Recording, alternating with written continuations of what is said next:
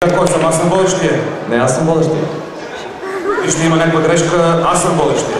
Няма грешка, аз съм водещия. Млади господине, да питаме госпожа Борисова да видите, че аз съм водещия. Ами айде да.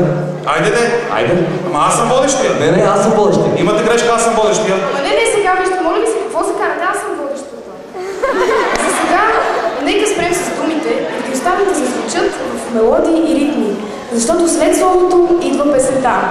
Точно така, сега ще ви представя една журналистка, която 50 години работи в БНР, след дълги години в БНТ, разследваща журналистика, една дама, която наистина се е доказала изключително много в областта на журналистиката, макар възрастта си, да ви представя Стела Дженкова. Моля, аплодисменти!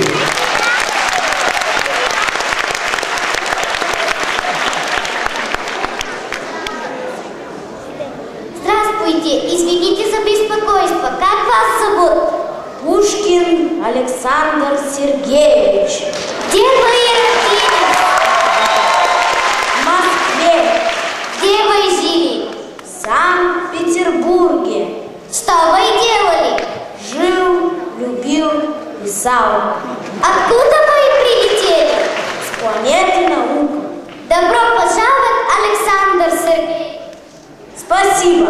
Друзья мои, прекрасен наш союз. Он как душа, неразделим и вечен. Поздравляю всех с юбилеем 133-й школы.